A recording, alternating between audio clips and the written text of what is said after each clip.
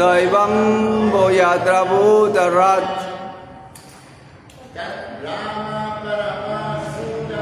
Tad Brahma Paramasudam Satam Vardma Sanatanam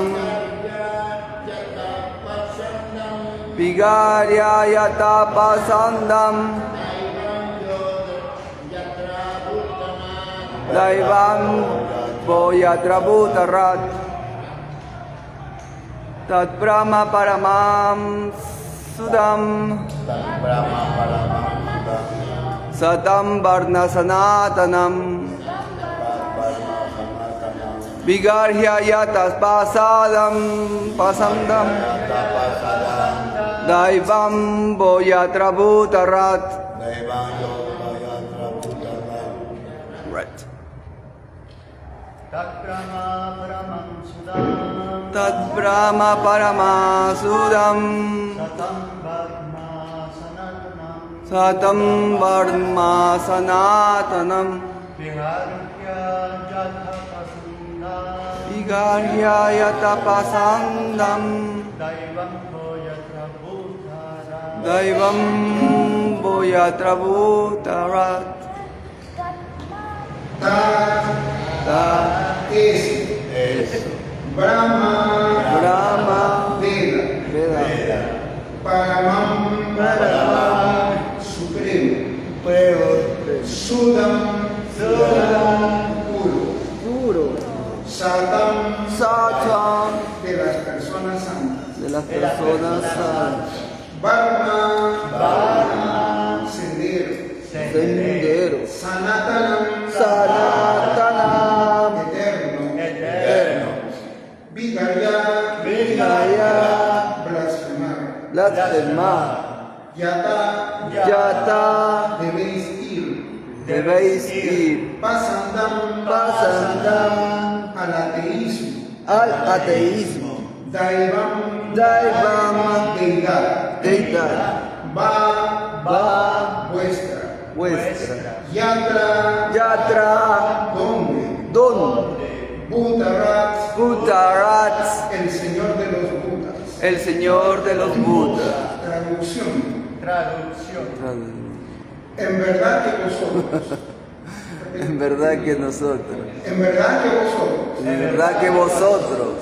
Los seguidores de Bhutapati. El señor Shiva. Sin la menor duda. Descenderéis hasta el nivel del ateísmo. Por blasfemar contra los principios de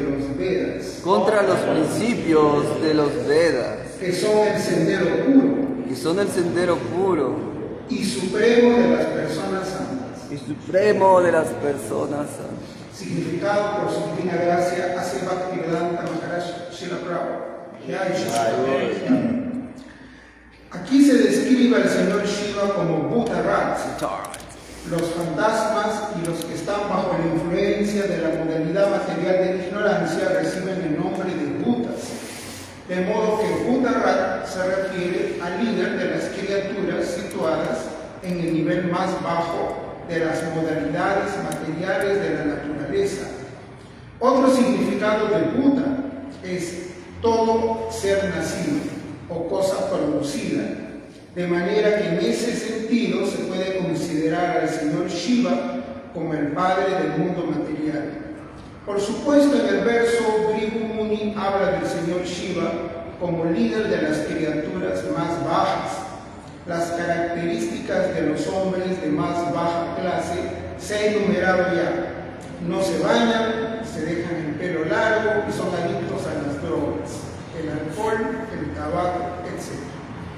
Comparado con el sendero de los seguidores de Bhutarat, el sistema védico es sin lugar a dudas excelente, pues considera que la elevación de las personas al plano de la vida espiritual es el principio supremo y eterno de la civilización humana.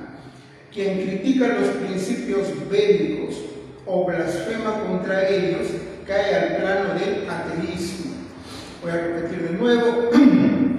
En verdad que vosotros, los seguidores del Bhuta-Pati, el señor Shiva, sin la menor duda descenderéis hasta el nivel del ateísmo por blasfemar contra los principios de los Vedas, que son el sendero puro y supremo de las personas santas. Hemos leído Srimad Bhagavatam, canto 4, capítulo 2, texto número 32. Bueno, entonces, este es el famoso capítulo de las maldiciones y contramaldiciones, que siempre es algo que perturba el corazón. Cuando hay alguien que odia tanto que puede maldecir. Ahora, una aclaración: en Kali Yuga no tienen efecto estas maldiciones. O sea, porque antes habían personalidades que si maldecían, esa maldición de todos modos se tenía que cumplir. Cuando empezó Kali Yuga, ese poder se ha perdido. O sea, la gente puede maldecir, pero esa maldición ya no tiene efecto. Ahora, a un devoto, eso es lo que siempre hablaba Srila Prabhupada, un devoto no se preocupa si es maldecido. O sea, el devoto se protege, siempre se entrega al Señor Supremo, y lo que el Señor Supremo decide para él está bien. Depende también qué clase de maldición uno reciba, porque hay maldiciones que en realidad son bendiciones. Dicen que el señor Chaitanya una vez fue maldecido. ¿No? Eso está en el Chaitanya Charitamrita. Cuando el señor Chaitanya hacía sus famosas reuniones en la casa de Shrivas, ustedes recuerdan que la casa de Shrivas era el cuartel general del Sankirtan, ¿no? En donde ahí se reunían y toda la noche tenían kirtan, dicen, sin parar toda la noche. Y los habitantes de Navadvip estaban intrigados: ¿qué cosa es lo que pasa en esa casa? Y no todos podían entrar. Ustedes recuerdan que el señor Chaitanya, esa es una cosa importante, el Mahamantra lo entregaba a todo el mundo, salía en las calles, pero en la reunión de los devotos puros, ahí no entraba todo el mundo, la admisión era restringida. Ustedes se acuerdan que incluso Shrivas una vez metió un yogi, porque el yogi quería saber, el señor Chaitanya estaba escondido, el yogi, y el señor Chaitanya, aunque no lo veía, en un momento paró el kirtan y dijo: no, acá hay algo raro, ¿no? Acá no siento éxtasis, hay algo que no está bien. Y lo mira Shrivas y le dice: Shrivas, ¿no habrá alguien raro que te has metido? Y Shrivas admite: bueno, sí, hay un yogi, me robó, le escondí. Pero sacaron al yogi. El señor Chaitanya le dijo: bueno, tú puedes creer que eres muy avanzado espiritualmente, pero para esta asamblea no calificas. También he renunciado a todo lo que tú quieras, pero esta es una reunión de devotos puros. Así es que, con el dolor de nuestro corazón, ahí está la puerta. Y lo sacaron. ¿Usted recuerda? El tiempo famoso. Y el yogi se lamentó y afuera lloró. ¿Por qué? ¿No? A veces cuando los devotos te sacan es misericordia, tienes que experimentar ese sentimiento en tu corazón. Entonces, cuando ella se arrepintió, el señor Chaitanya se puso a llorar en el yogi. Dice el señor Chaitanya para el kirtan, y ahora ya me lo devuelve, ahora ya puede entrar. ¿Usted recuerda? Ahí entró. Bueno, lo que sucedió es que había un brahmana que era muy orgulloso y siempre le gustaba maldecir, daba maldiciones, así se rompía el cordón, tenía muy mal carácter. Entonces, ese brahmana también estaba curioso, quería saber qué cosa pasa en esa casa. Están toda la noche y todo el mundo habla. Entonces, y el brahmana quiso entrar, tocó la puerta y nadie le abrió. Estuvo todo un rato tocando la puerta y nadie le abrió. Entonces el brahmana se fue encolerizado. Entonces al día siguiente su corazón estaba lleno de ira. Entonces cuando fue al Ghat, donde se bañaba siempre el día siguiente en el Ganges, ¿saben que el Ghat es las escaleras que van al río Ganges? Fue donde el señor Chaitanya, y lo vio el señor Chaitanya, que era Nimai Pan, que estaba con sus asociados. Entonces, el brahmana se acercó lleno de ira, le dijo: ayer tú me has insultado, le dijo, ¿no? estoy muy dolido por lo que me has hecho. Nadie nunca me ha insultado de esa forma. Por lo tanto, yo te maldigo. Lo sacó su cordón, que ese era el sistema de maldición. ¡Flan! Se rompió. Entonces, que no tengas felicidad en este mundo material, ¿no? Y que al final te quedes solo y abandones a tu familia. El señor Chaitanya, ya voy.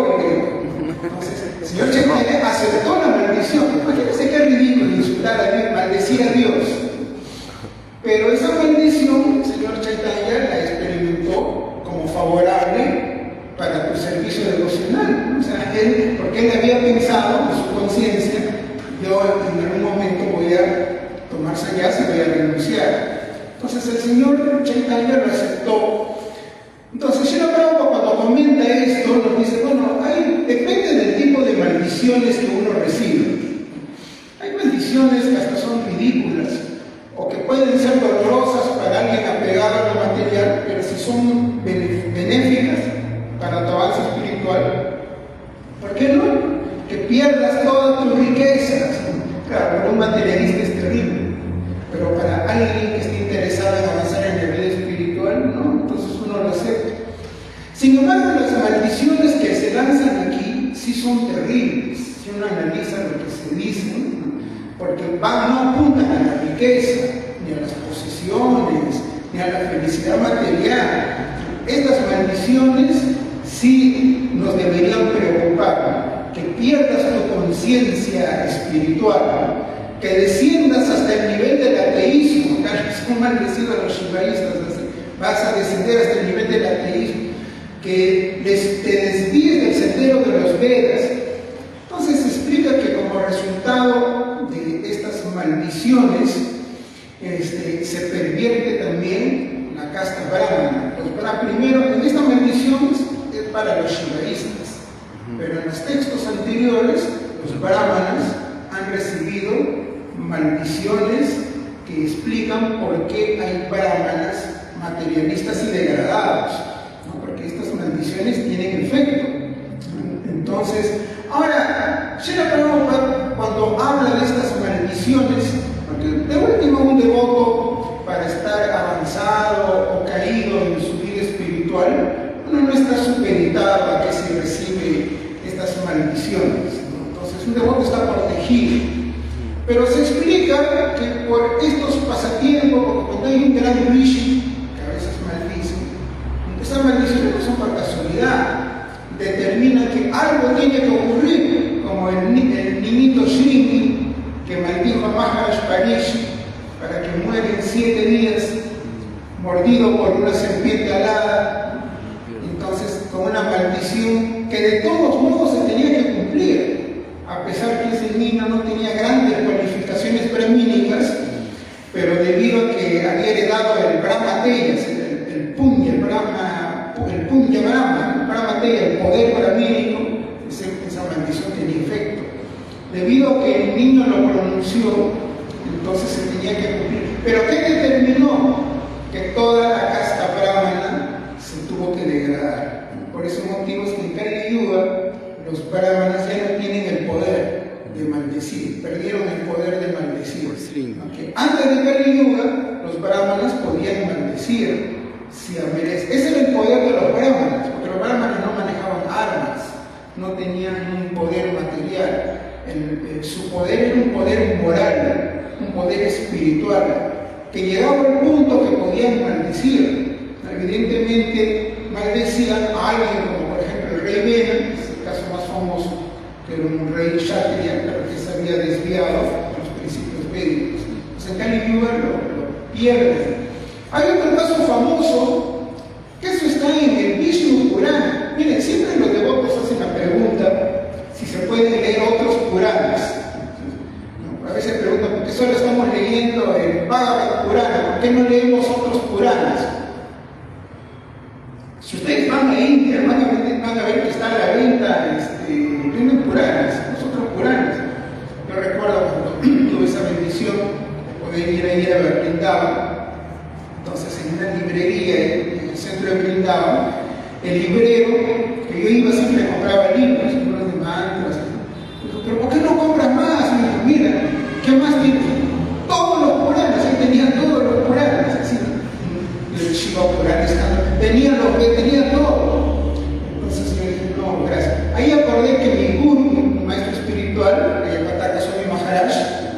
clase anterior, habló de este tema, ¿no? Dijo, ¿qué otros libros pueden leer los devotos? Porque a veces los devotos se vuelven muy, ¿cómo se dice?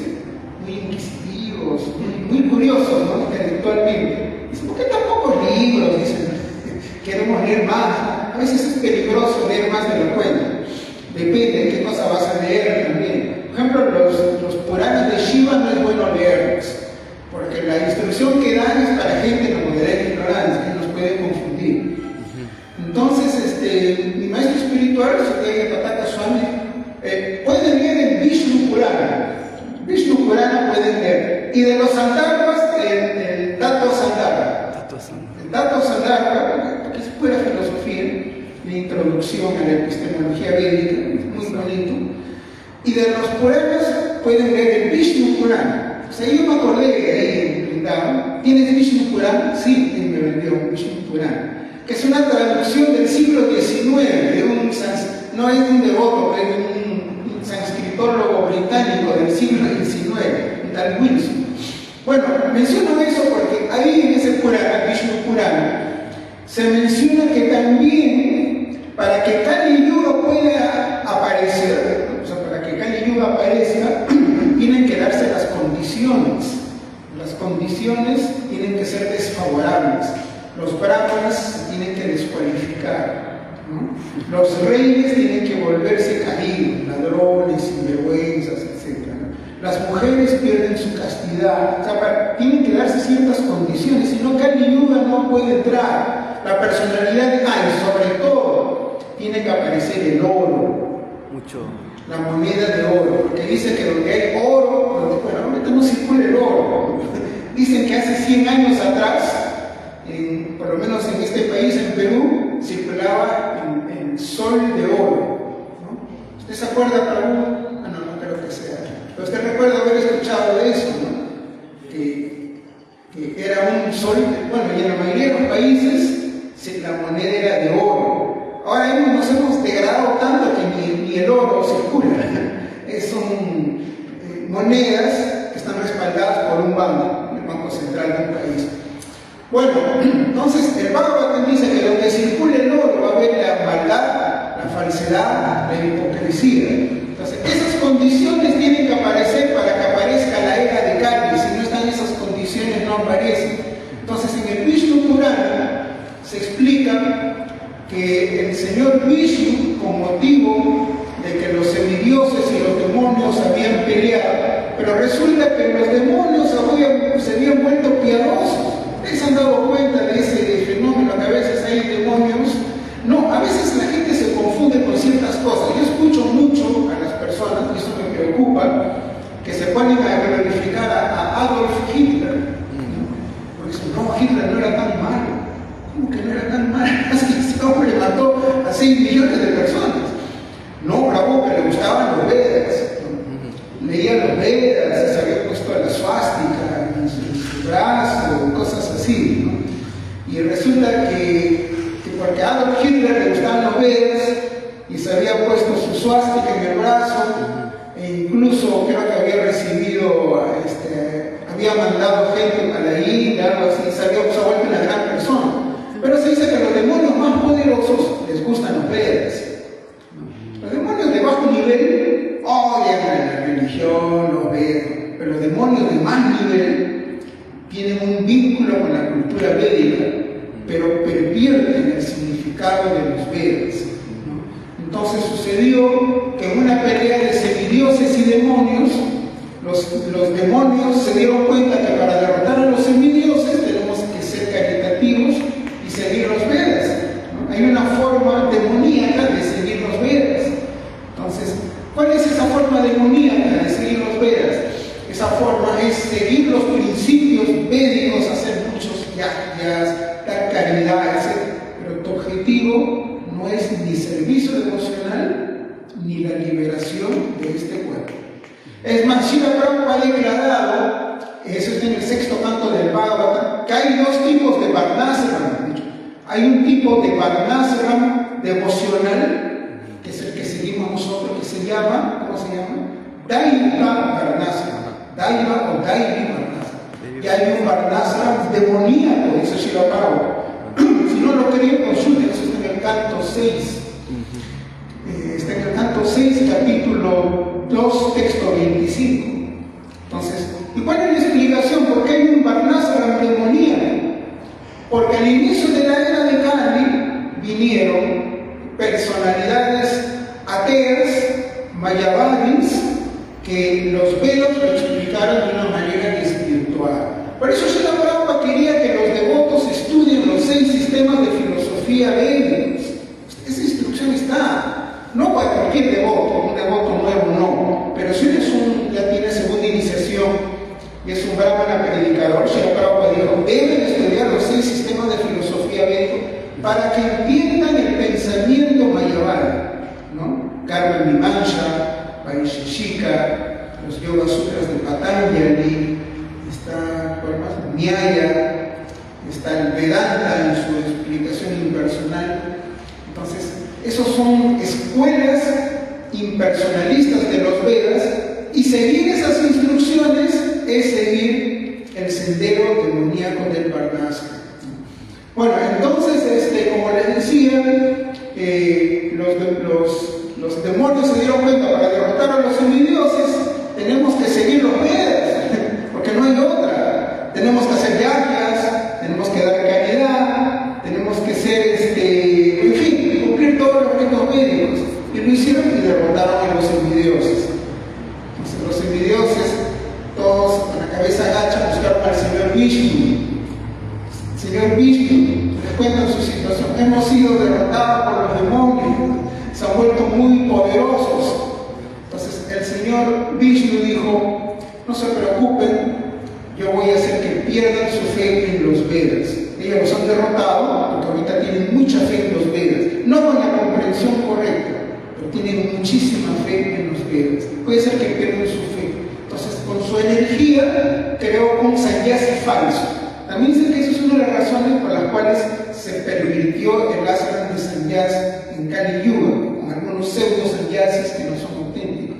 Entonces creó un sannyasi falso que apareció e impresionó a los demonios con su apariencia. A veces la apariencia engaña, todo con la cabeza rapada. Dice que su dhoti era tan deslumbrante, así color naranja, que enceguecía, ¿sí? Y entonces se quedaron impresionados los demonios y se tiraron a sus pies y les preguntó: ¿y ustedes qué cosa están siguiendo? Pues explicaron: estamos haciendo austeridades, viajes, sacrificios, pero ¿cómo saben que eso es verdad? Puede que sea verdad, puede que no sea verdad. Y les explicó el sistema de la duda filosófica. La duda filosófica tiene su razón de ser en pratyaksha y anumana, ¿no? En el conocimiento empírico a través de los 5 sentidos.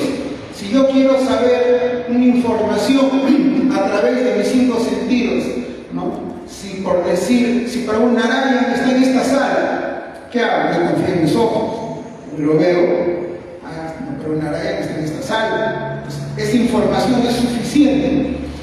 Ahora, si para un Narayan no está en la sala, pero yo quiero saber, para un Narayan está en el templo, ya no puedo confiar en mis 5 sentidos, porque no lo veo, pero a lo mejor está en el templo. Entonces, confío en pratyaksha, hago mi deducción lógica. No, pero yo lo vi hace 5 minutos y estaba con una bolsa de maja, por ejemplo. Entonces, yo deduzco, debe estar comiendo maja por ahí en una esquina. Entonces, también a través de pratyaksha pratyaksha es la percepción directa de los 5 sentidos, y anumana es el razonamiento lógico. A través de anumana yo llego a la conclusión que para una Narayan está por aquí, por los alrededores. Pero Shakta es diferente, ni a través de pratyaksha, la percepción de los sentidos, ni anumana, la deducción lógica, que puedo saber si Dios existe o no existe. Para Shakta, yo confío en la autoridad de los Vedas.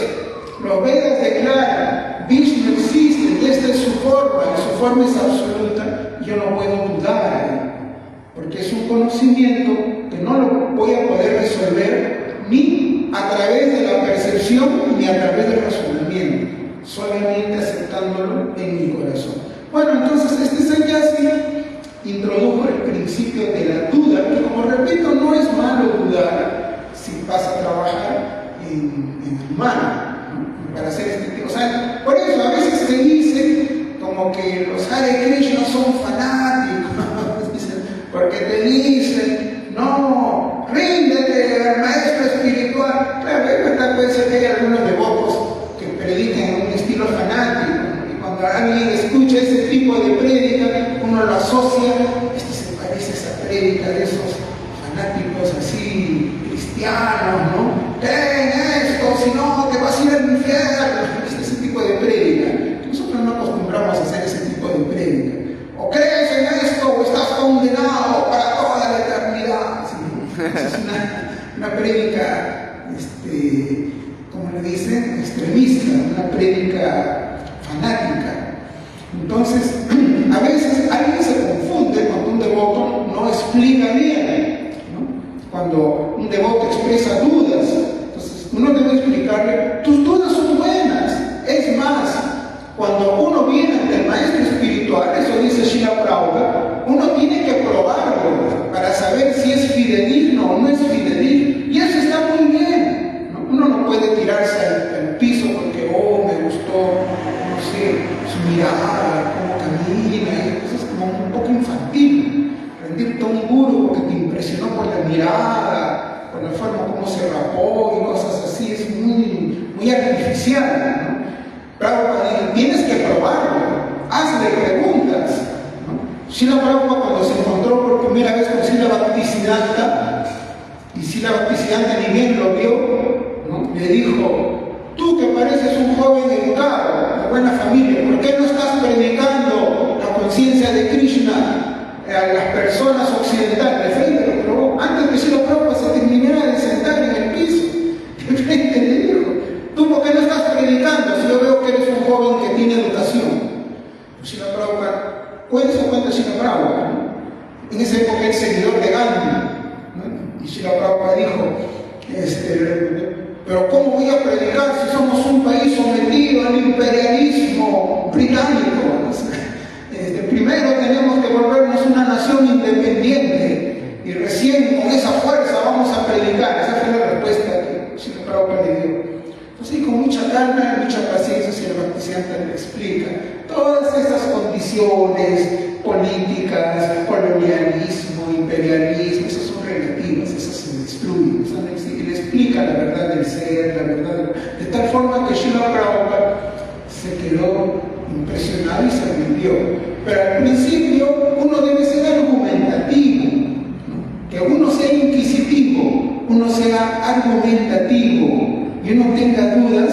Es bueno al inicio, cuando uno se encuentra con el maestro espiritual, pero habiéndose uno rendido al maestro espiritual, uno ya no puede dudar, porque ese principio de la duda va a destruir, va a impedir tu avance en la vida espiritual. Se dice que el doctor Kapoor, Adikeshava Prabhu, hermano espiritual de Srila Prabhupada, ¿ustedes han escuchado del doctor Kapoor? La biografía. Que es famoso por escribir biografías de grandes santos Vaishnavas, de Vrindavan, es muy famoso. Srila Prabhupada era muy amigo de él, me recomendó sus libros, escrito La filosofía de las enseñanzas del señor Chaitanya Mahaprabhu, que los devotos deberían leer, ¿no? Srila Prabhupada lo recomendó. Bueno, él cuenta, Kapoor es un nombre karma, es un nombre que le dio Srila Bhaktisiddhanta a Adikeshava Prabhu, no tomó sannyasa, creo que llegó a Bali, una cosa así.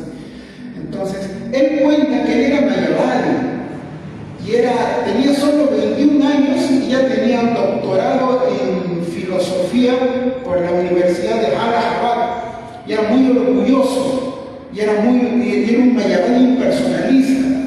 Entonces, y en su corazón él tenía mucho rechazo y mucho odio hacia los Vaishnavas. Y él estaba buscando dónde encuentra un santo Vaishnava para derrotarlo. Él quería derrotar, y le pasaron la voz de que el más famoso es uno que se llama Srila Bhaktisiddhanta. Entonces él buscó, no, voy a ir, eso cuenta él, y lo voy a derrotar delante de todos sus discípulos para que vean el poder que tengo yo. Eso él es muy orgulloso. Imagínense, un chico de 21 años, pero que ya era un portento intelectual, quería derrotar a Srila Bhaktisiddhanta. Entonces, él mismo relata que cuando llegó a presencia de Sila Bhaktisiddhanta, que no lo había visto, se dice que estaba rodeado de todos sus señas y discípulos, estaba esperando, se abrió la puerta. Dice que cuando se abrió la puerta y entró Sila Bhaktisiddhanta, vio un sannyasi alto. Tan solo el verbo se quedó impresionado así, y se dio cuenta que él no es como las personas que yo he visto. Así, ¿no? Está pensando en qué momento le pregunto. Entonces, y empieza a hablar Sila Bhaktisiddhanta. Y aunque por ejemplo de Krishna él no había llegado a hacer sus preguntas, pero toda la clase de Sila Bhaktisiddhanta fue a responder una por una todas las preguntas que él tenía en su mente, una por una. Al punto que cuando terminó la clase, él ya no tenía preguntas que hacer, ¿no? Fue y se rindió y se tiró a sus pies. Pero en todo caso, como vuelvo a repetir, el principio de la duda filosófica para Hanumana es bueno, pero para Shakta ya no tiene lugar, y uno tiene que saber cómo presentar este punto a las personas nuevas. No es suficiente con decirles, no, acá tú no tienes que especular. Yo escucho eso. No tienes que especular, especuladores. Son unos expertos en votar los vacas nuevos, ¿no? Cuando hay un vaca que es muy inquisitivo, cállate, especulador, ríndete, ¿no? Y el vaca aguanta un tiempo hasta que pues fanáticos. Cuando a lo mejor era un tremendo predicador potencial, ¿no? Que no tenía por qué rendirse si recién ha llegado, ¿no? Claro, uno no va a ser malcriado ante el gurú, ¿no? Evidentemente. O sea, es bueno que sea preguntón, ya malcriado no. O sea, si hay un gurú presente, no es que va a ponerse agresivo. Dice que Srila Prabhupada, cuando estuvo una vez en Estocolmo, en Suecia, estaba lleno de ateos, un hombre se levantó en el público y le dijo: usted ha venido aquí a restituir el sistema, quiere implantar el sistema de castas en Occidente. Entonces dijo: no, yo he venido a predicar a la no, porque usted es un brahmana, usted es un sannyasi, ¿no? Usted es un que había leído. Entonces, Prabhupada le responde: no, responda, usted es un brahmana, usted es un sannyasi. Hasta cuando le preguntó por tercera vez, yo soy el sirviente del sirviente del sirviente. El hombre se cayó. Entonces, como repito, no debemos espantar a las personas nuevas si vemos que son muy inquisitivos. Debemos fomentar eso más bien, ¿no? Y decir, sigue preguntando. Es perfecto todas tus preguntas, que experimentes duda, es bueno, ¿no? Pero en cierto punto, cuando ellos ya encuentran al maestro espiritual, ellos se rinden ante el maestro espiritual, ahí no es bueno dudar del gurú. Si tú ya has sido iniciado, quiere decir que ya tus preguntas básicas han sido respondidas, ¿no? Ya no puedes seguir dudando. Lo que el gurú te dice, tú tienes que aceptar, no porque sea prohibido dudar, sino porque tú estás recibiendo Shakta. Y Shakta, que es una sustancia espiritual que desciende del mundo espiritual, el gurú te lo está dando a través de sus instrucciones. Y eso viene de Krishna a través de la boca del gurú a tu corazón. Entonces, en ese punto uno ya no duda.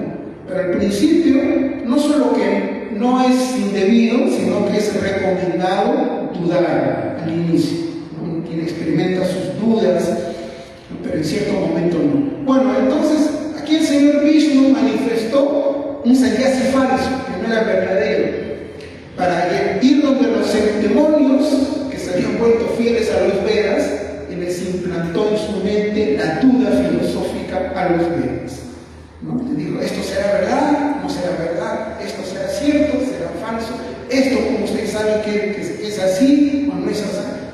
Se quedaron, el momento en que dudaron, perdieron su poder y vinieron los semidioses y los derrotaron. Entonces, esa personalidad falsa desapareció porque se cumplió ese propósito. Bueno, entonces en este verso, que es un verso muy importante porque es la maldición que están recibiendo los shivaístas, debemos entender que antes de esta maldición los shivaístas tenían más avance espiritual. En general, hasta ahora hay shivaístas que tienen avance espiritual, pero hay mucha gente degradada que en nombre de la adoración a Shiva se presentan como shivaístas, ¿no? Oh, sí, claro, aquí puedo fumar ganja, embriagarme, ¿no? Ser promiscuo, etcétera, etcétera, ¿no? Y entonces ponen sus 3 rayas, sus 3 líneas y ya está, se vuelven grandes personalidades. Entonces, podemos entender de este verso que ellos recibieron esta maldición, ¿no? De que se iban a refugiar en el ateísmo. ¡Qué terrible! Imagínense que te maldigan para eso. Porque que te maldigan que pierdas toda tu plata, para el avance espiritual no es mal, pero que te maldigan que tú te vas a refugiar en el ateísmo, quiere decir que espiritualmente estás muerto. Claro, repito, para un Vaishnava eso ya no tiene efecto, porque no está protegido por Dios, pero si no te has rendido todavía a Krishna y te maldicen de esa forma, es terrible. ¿Por qué es terrible? Porque una de las razones por las cuales Srila Prabhupada vino a Occidente, Srila Prabhupada vino a combatir 3 pensamientos. Srila Prabhupada tenía un lado humilde, devocional, pero tenía un lado guerrero también. Su lado guerrero era contra las filosofías corruptas que estaban degradando a la humanidad de Kali Yuga. Vino a combatir al impersonalismo, al nihilismo y al ateísmo. Por eso su prédica, si ustedes se toman la molestia de leer sobre todo los 2 primeros cantos del Bhagavatam, en los significados, hay muchas respuestas a todos esos cuestionamientos ateos, impersonalistas, ni Srila Prabhupada se toma la molestia de desglosar. Entonces, Srila Prabhupada, cuando habla del ateísmo vamos a mencionar algunos puntos de que Srila Prabhupada combatió muy fuertemente, ¿no? Y porque es parte de nuestra labor combatir, continuar con esa antorcha que nos dio Srila Prabhupada y combatir al ateísmo, porque las personas tienen derecho a escuchar la verdad. La gente inocente. Un ateo puro, miren, un ateo puro es muy raro, es muy raro. Justo el hermano espiritual de Srila Prabhupada, el Dr. Kapoor, que era un gran filósofo, hizo un razonamiento. Él dijo, en el siglo XIX, ustedes saben que en el siglo XIX la ciencia avanzó, los fundamentos modernos actuales nacieron en el siglo XIX, ¿no? Ahí se desarrolló las concepciones del universo, la estructura de las leyes físicas, ¿no? Ahí vino la famosa revolución industrial, donde el mundo conoció la prosperidad. Nosotros somos herederos del desarrollo materialista del siglo XIX. Entonces el doctor Kapoor dijo, en el siglo XIX los científicos eran tan orgullosos que habían llegado a la verdad última que todos eran ateos declarados. Estaba en moda, terminando el XIX, empezando el siglo XX, de que muchos están convencidos que Dios no existe. Están convencidos completamente que esa es una fantasía de pueblos atrasados, ¿no? Ese es un recurso psicológico de personas débiles, ¿no? Que no pueden explicar los fenómenos de la naturaleza y han creado esos conceptos de Jehová, ¿no? Yahvé, Alá, Krishna, ¿no? Entonces eran muy orgullosos, eso explica el doctor Kapoor.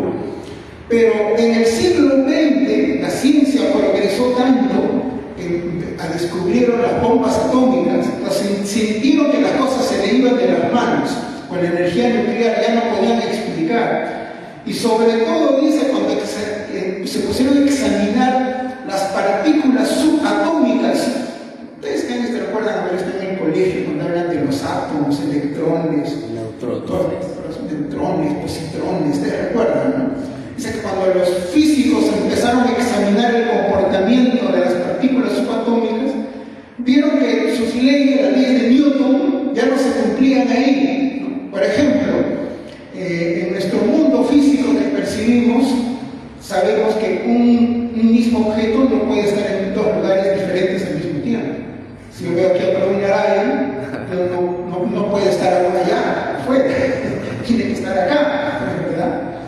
Ya, en el mundo de las partículas subatómicas, eso ya no se cumple. Entonces, ellos determinaron que electrones y positrones podían estar simultáneamente en varios lugares y no podían explicarlo.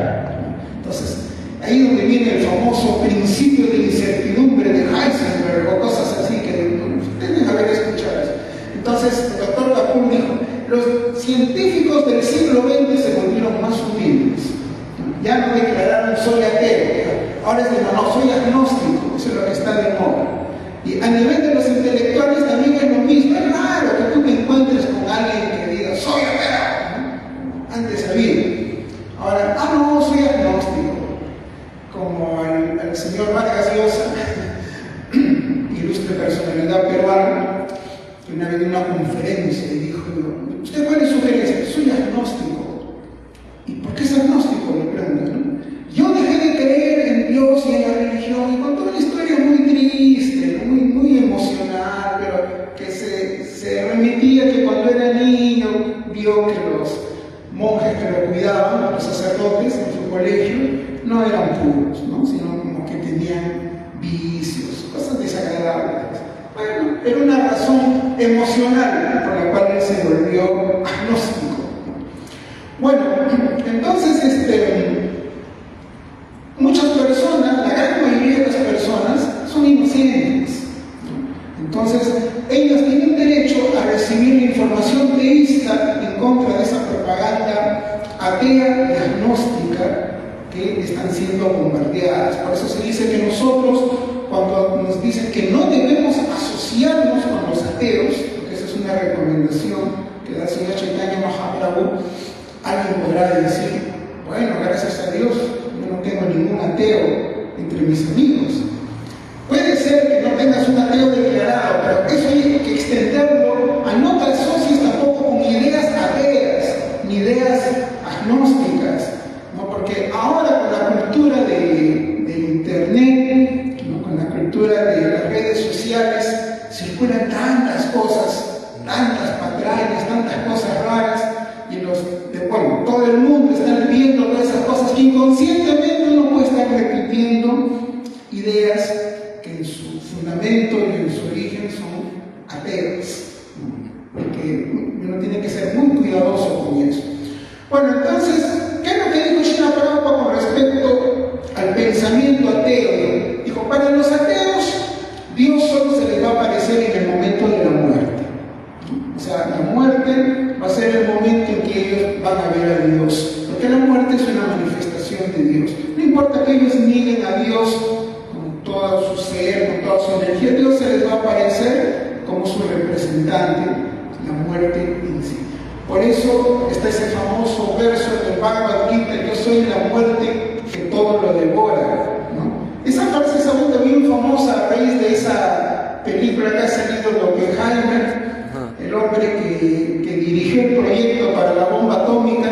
Ese hombre era tan culto que había leído el Bhagavad Gita en una época en que Prabhupada no había llegado a Occidente, o sea, no leyó un Bhagavad Gita del nuestro, ¿no? Era un hombre muy culto y había leído y él recordaba versos del Bhagavad Gita. Y cuando explotaron la primera bomba atómica, que no fue la de Hiroshima, la primera bomba atómica fue una bomba de prueba que la explotaron en el desierto de Estados Unidos. Nadie nunca había visto cómo iba a ser eso. Sabían por los cálculos que tenemos que estar a tantos kilómetros, estaban con anteojos especiales para que la luz no los ciegue, pero nadie había visto eso. Cuando apareció semejante destrucción, Oppenheimer recordó ese verso, ¿no?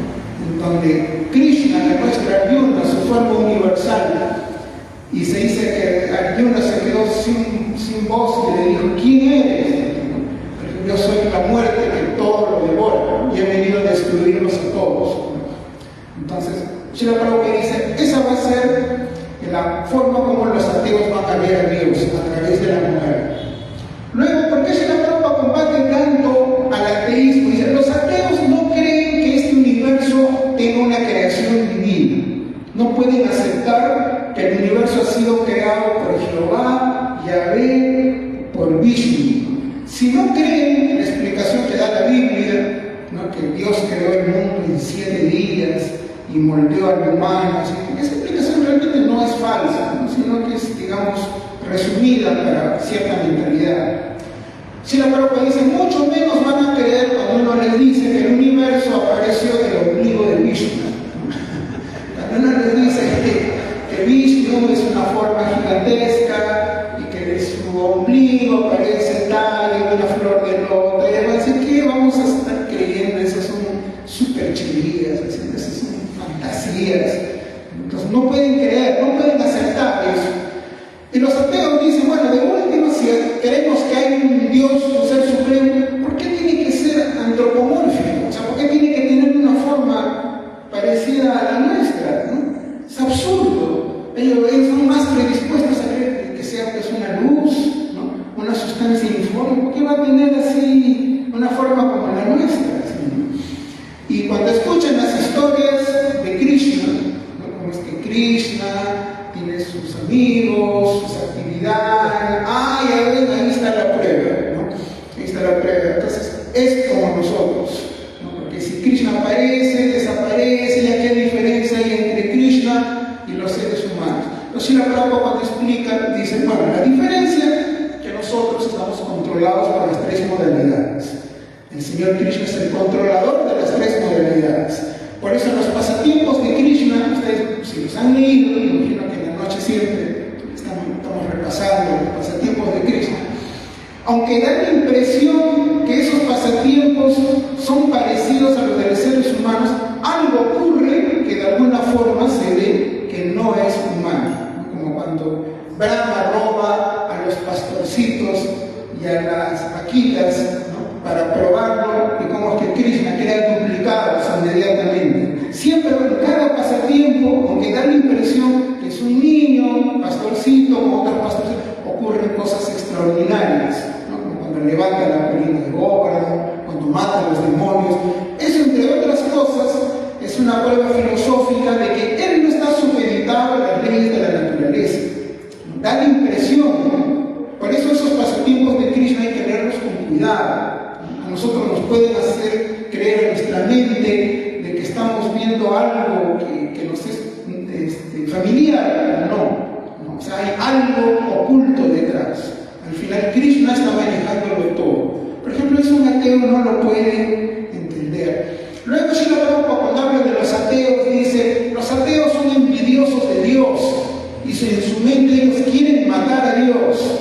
Antes intentaron matarlo físicamente. Cuando Krishna estuvo en la tierra, todos esos demonios, cuando era pequeño, quisieron matarlo y Krishna los mató a toditos. Srila Prabhupada dice, en los tiempos modernos, ese intento de matar a Dios está a través de sus escritos. Se dice que cuando Srila Prabhupada escribió su Bhagavad Gita, sus primeros libros, él pidió a sus devotos consigan intelectuales favorables que pongan reseñas. Ustedes han visto que en los libros hay reseñas en la solapa, en la contraportada, de intelectuales apreciativos. Incluso tenemos una doctora peruana que había escrito su reseña, la doctora Bazán, que lamentablemente ya partió. O sea, siempre se busca que un doctor que tenga un grado importante en lengua, filosofía, que tenga unas palabras apreciativas. Srila Prabhupada decía, no importa que no sean devotos, ¿no? Por lo menos que sean creyentes en Dios o que tengan alguna afinidad, es suficiente, ¿no? Entonces le iban dando nombres a Srila Prabhupada, ¿no? Algunos de esos llegaron a ser lo que para nosotros eran los amigos de Krishna, ¿no se acuerdan? Algunos eran el famoso doctor Stilson Yuga, ¿no? Que fue un catedrático importante que le gustaba, nunca se inició. La mayoría de ellos no se inician, pero fueron apreciativos. Entonces, en esa época había un famoso intelectual, Alan Watts, no sé si han oído hablar de él. Es un escritor que es de tendencia budista, es muy famoso, de los años 60, hasta ahora es bastante conocido, Alan Watts. Uno que tiene barba. Escribe libros acerca de iluminación, tiene una orientación budista moderna. Entonces, algún devoto lo conocía y le dijo a Srila Prabhupada, quizás podríamos obtener una reseña del señor Alan Watts. Srila Prabhupada preguntó quién era, le explicaron, bueno, si lo pueden obtener. Los devotos intentaron y no lo consiguieron. Entonces, le dijeron a Srila Prabhupada, no lo hemos conseguido. Srila Prabhupada dijo, no se preocupen, ¿no? Los demonios nunca se sienten atraídos por Krishna, ¿no? Nunca se sienten atraídos. Entonces, yo cuando leí esa declaración, yo me lo sentí como muy fuerte, ¿no? Y yo le pregunté a Maharaj, a su Santidad Hanma Prashad Swami, ¿por qué Srila Prabhupada tuvo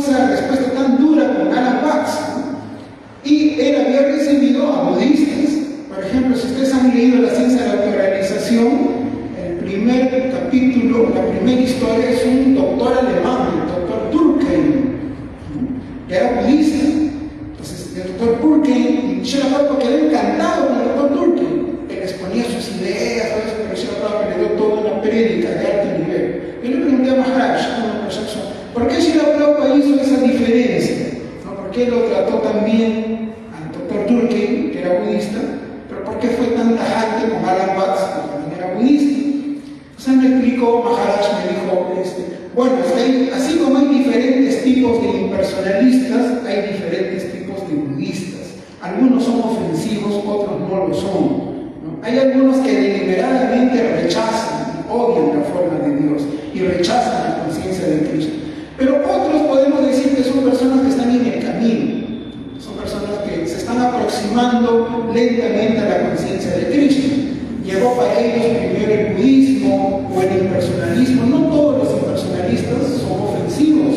Los 4 Kumaras fueron impersonalistas, los 4 grandes impersonalistas, y son 4 santos que nosotros seguimos y adoramos.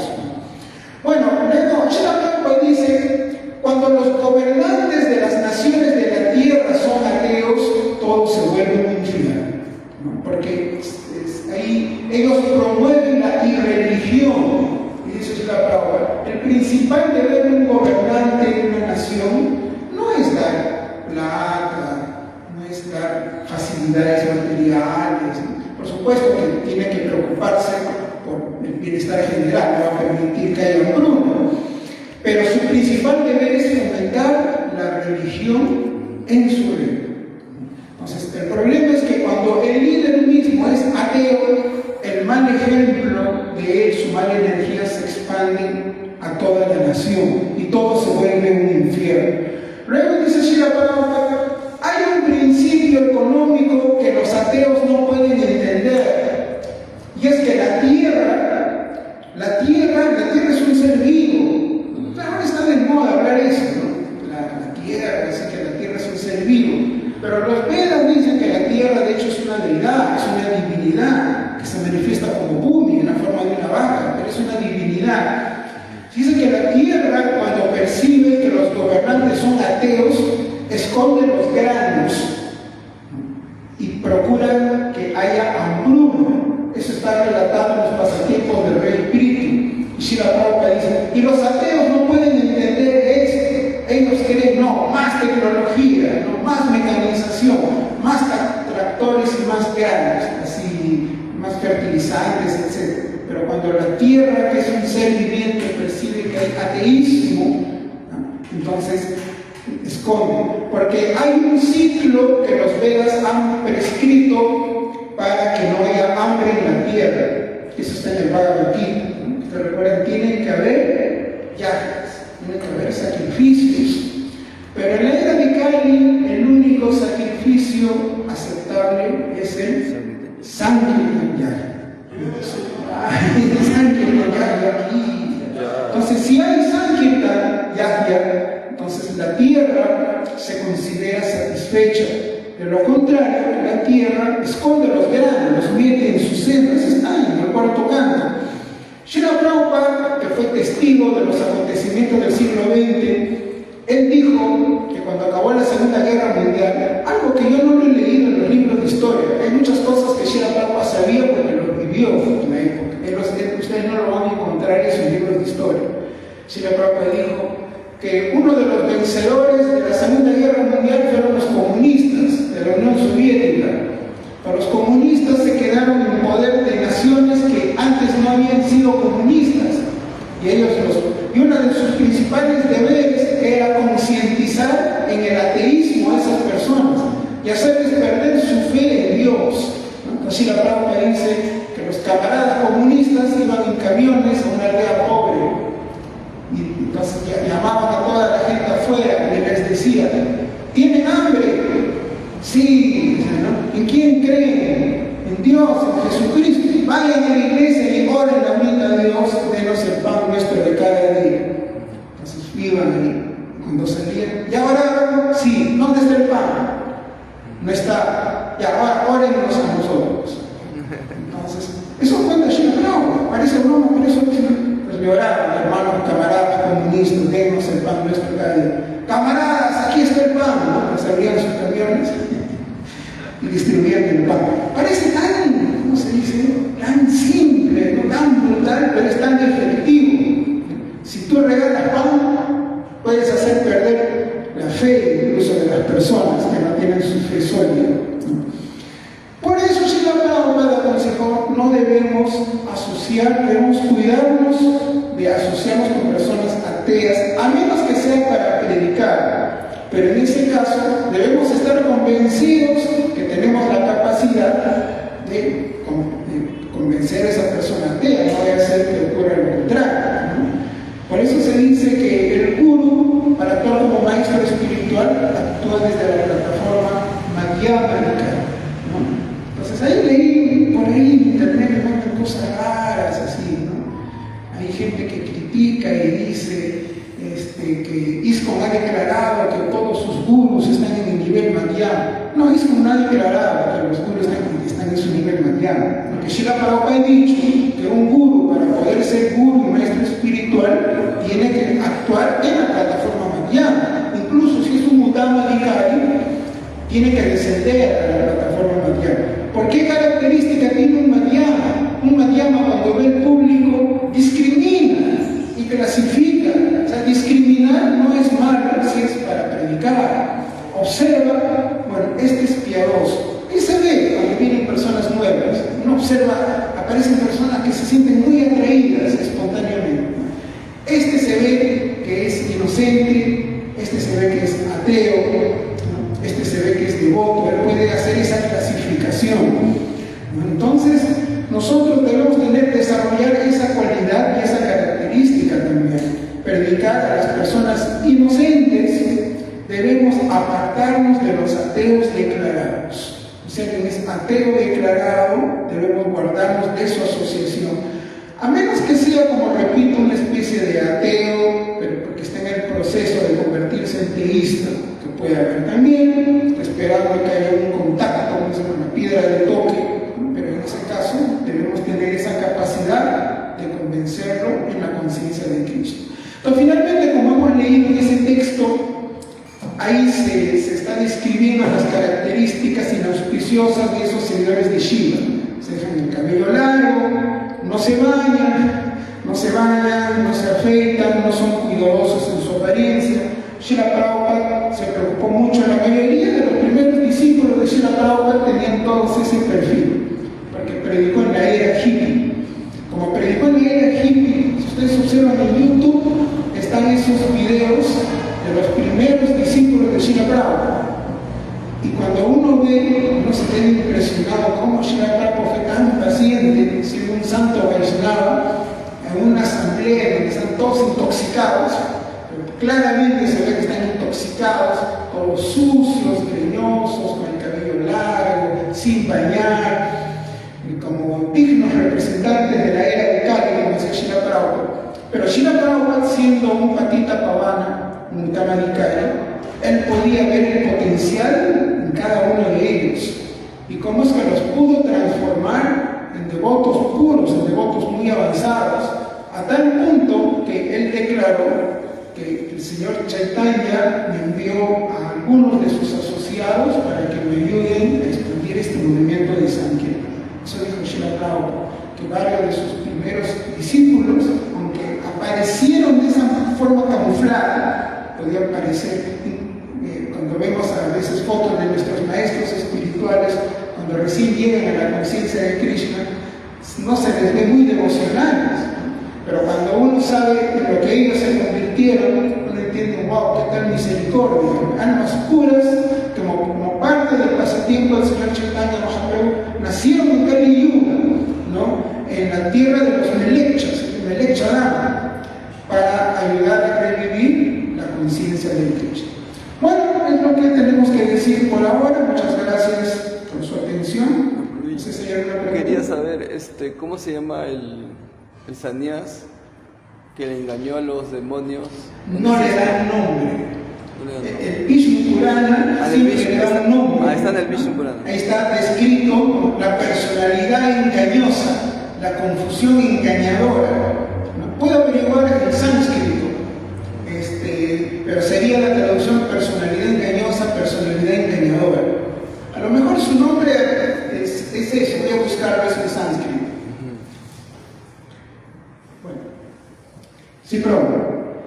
¿qué cosa hace que las maldiciones se cumplan cuál es la poder de la maldición? Bueno, como dije al principio, un devoto depende solo de si un devoto recibe una maldición, por así decirlo. Si un devoto recibe una maldición, uno actúa como Ambarish Maharaj, que fue maldecido por Durvasa, un poderoso rishi que lo maldijo. Cuando es un rishi, solamente un rishi puede maldecir, tiene un poder. Cualquiera puede maldecir. Alguien me contó, hay historias más raras. Ustedes saben que en Argentina, en los primeros tiempos, Prabhu Haribudi, el otro día, ¿saben que Prabhu Haribudi es un intelectual muy curioso y es periodista, investiga? Me mostró una foto, el primer Harinam en Lima, Perú, fue de 1975, en la época en que ni siquiera estaba fundado el templo, y me lo señaló uno por uno todos los devotos, ¿no? Todos argentinos, casi todos eran argentinos, no había ni uno peruano, de 1975, ¿no? Imagínense, el primer Harinam.